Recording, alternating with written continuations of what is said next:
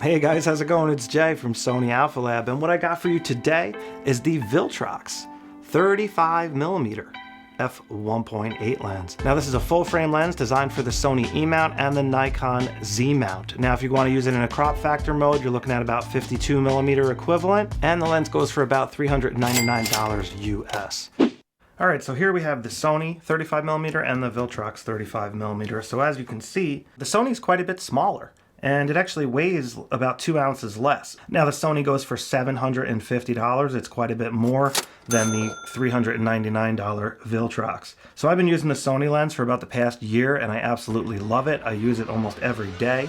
So I'm very curious to see how the Viltrox holds up when you compare it to the Sony, because it's so much less money. Looking at the features of these two lenses, the Sony has the customizable focus hold button, and it also has the manual autofocus, manual focus switch. Now the Viltrox doesn't have these switches or buttons, but what it has instead, which is a cool feature and different, is the manual aperture ring, as you can see here. Has quite a bit of resistance, so it's not going to turn on accident, and it actually does lock when you put it in auto. It has like a lock. Alright, so now with the lens hoods off, we can see the large focus ring. The Viltrox focus ring feels absolutely fantastic. It feels like it's oil dampened. You hear that? It's a very slight resistance, not much at all. Listen, this feels really good. But the Viltrox is smoother. Nice job. That's impressive. I was not expecting that. Alright, so looking at it from the top, let's take these off. So on both these lenses, we have a 9-blade aperture diaphragm. Both lenses have a 55mm filter thread on the front. So looking at the back, we have a nice metal lens bayonet on both, but notice how the Viltrox has a USB-C port there for firmware update. One other advantage that the Sony has over the Viltrox is it does say it has a dust and moisture resistant construction. So the Viltrox also has the HD nano multi-layer coating, which will help suppress flare and ghosting, so it'll help with contrast and things like that. Alright, so filming inside here, I just was taking some footage of my snowboard. I'm actually working on another project for this board here. Just some sample footage here, all using the Viltrox. I was using the camera slider and just some focus transitions and things like that. And, you know, speeding up the footage, slowing it down, just to give you an idea of what you can do with this lens if you have it, you know? I can't wait to get back on the slopes. It's been like 2 years. The Viltrox also has 2 spherical elements and 2 extra low dispersion elements, and also 2 high transparency elements. Alright, so now I want to mount this beast up to the Sony a7C, which I have here. Oh, and by the way, check out this unbelievably awesome camera cage I just got. It's made by Small Rig. It's got this cool rubber grip here, so now it's much easier to hold the camera, especially with heavy lenses. So I'm just going to mount up this lens. We got this nice red dot here, and then we have the white dot on the Sony a7C E-mount. And you just put it there, twist, and it locks and clicks on. So that is what we're looking at. Looking at it from the bottom, looking at it from this side. I just want to put the lens hood on really quick. Alright, so now I'm testing the Viltrox 35mm in the studio here. And let me just put something up in front of the camera so you can see how the focus works. Seems to be working pretty good. It does make a little bit of noise. I can hear it. So the minimum focus distance on the Viltrox is about 15.5 inches or 40 centimeters. Let's see how close I can get. Alright, so that's about the minimum focus distance. Alright, so now I'm going to switch to the Sony lens so you can see the difference. So it looks pretty much exactly the same from what I can tell, but take a look at when I hold a product up in front of the lens. So now you can see how much closer you can get with the Sony lens compared to the Viltrox. That minimum focus distance is huge when it comes to doing stuff like this. And you could also notice how much blurrier the background is just because I'm able to get so much closer. I was more right around here with the Viltrox, but with the Sony, I can get way closer, as you can see. Alright, so now let's move into the lab scene and we'll do a quick comparison between the two lenses. Alright, so now I'm recording video with the Sony lens here, and I'm just going to do a focus transition test. And I'm using touch to track. So I just touched the background, that photo there on the wall, and now I'm just touching the dollar bill. The autofocus is working excellent. I have the autofocus AF transition speed set to 5, by the way, just so you're aware, on my Sony a7C. So it is transitioning fairly quick. I could slow it down for more cinematic effect, but that's what you can expect. Let's slap on this Viltrox and see how it compares. Alright, so now I'm recording with the Viltrox lens, and let's try a focus transition, and be sure to listen for the autofocus motor.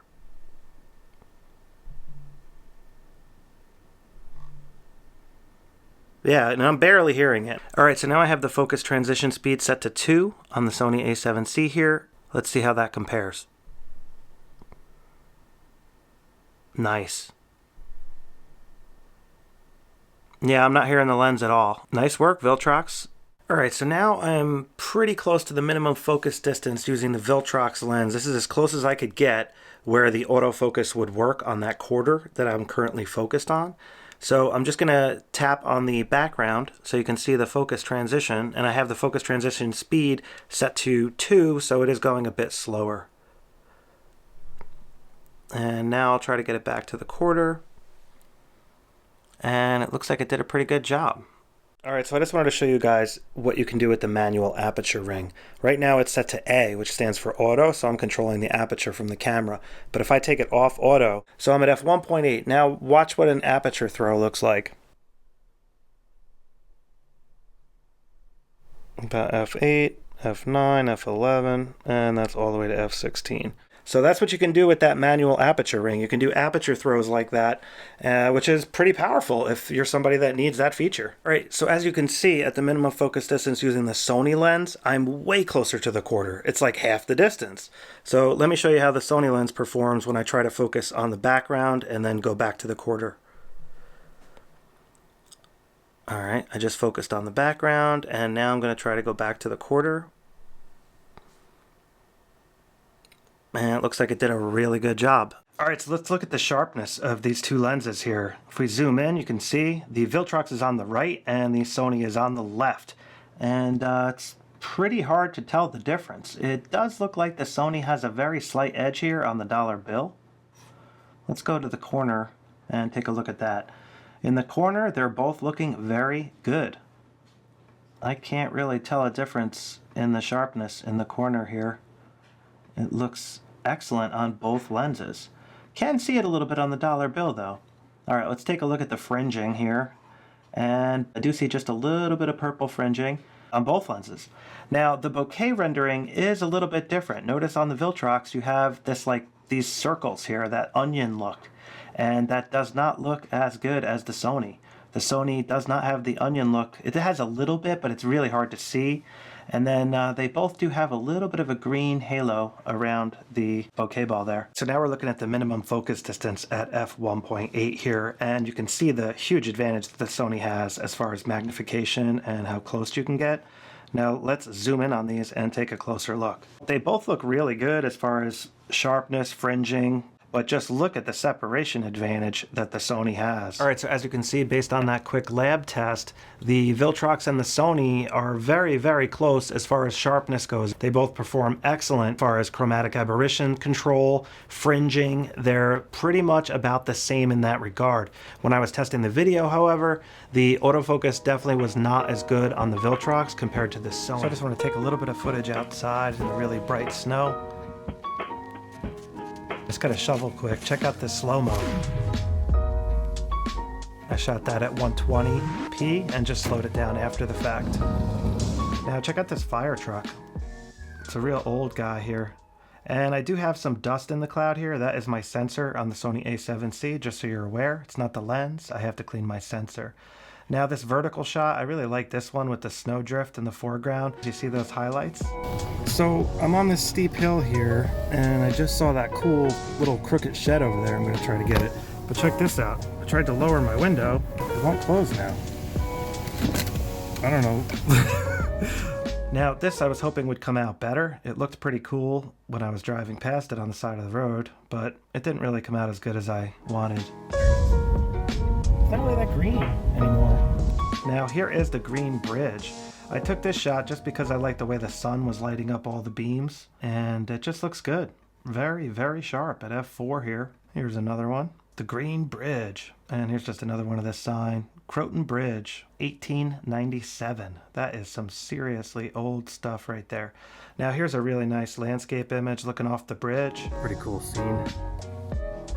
Here's just a quick f9 shot versus f1.8, so you can see that depth of field play. Here's one just looking down at the water. And here's another one. It's playing around. Here's the ice. The ice was flowing. So when I was out and about here, I decided to grab a coffee. Look at this, make your breakfast game strong. So they're putting protein in donuts now to try to get people to buy them. So here's on the streets of Monticello, and I was just taking a picture of this sign, and this gentleman happened to open the door right when I was doing that, but I thought it was cool when he opened the door all the way and the reflection showed up on the sidewalk there. See that reflection right here? And just a quick snapshot. Now here I was on Broadway and Bank Street. Notice the flaring control is pretty good. Little bit of like purple up here I'm seeing. Very well controlled with the contrast, clarity. I'm impressed.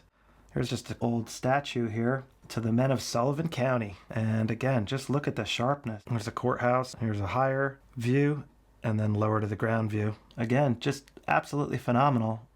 I mean, there's no fringing at all, even in these super, super high contrast areas. Street crossing sign, old school. And then there's this old house or garage or whatever it is. And you can see just how sharp it is. I made some chili the other day. I was not using good lighting, but still, the chili itself was unbelievable. All right, so the rest of the video will be recorded with the Viltrox 35mm lens, and I'm at f1.8, just so you know.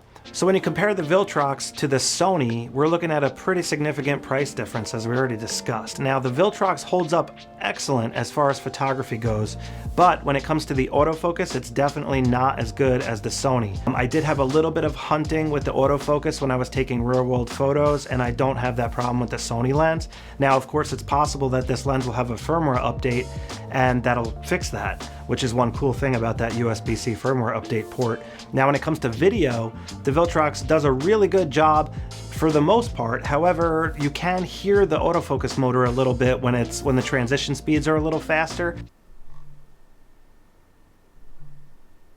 Now, the Sony is almost silent. You can hear it just very slightly if you're using headphones, but if you're not using headphones, you can't even hear it. The Viltrox, you could definitely hear using headphones. Without headphones, it's kind of hard to hear. So it's still quiet, but if you want something silent, you know, it is a noticeable difference. And then the other factor, of course, is the minimum focus distance, and the Sony has a huge advantage in that regard. So depending on what your purposes are, if you don't need that minimum focus distance and you're doing photography and you're doing video, but the noise of the autofocus isn't a factor, you know what I'm saying? Then the Viltrox is a phenomenal option.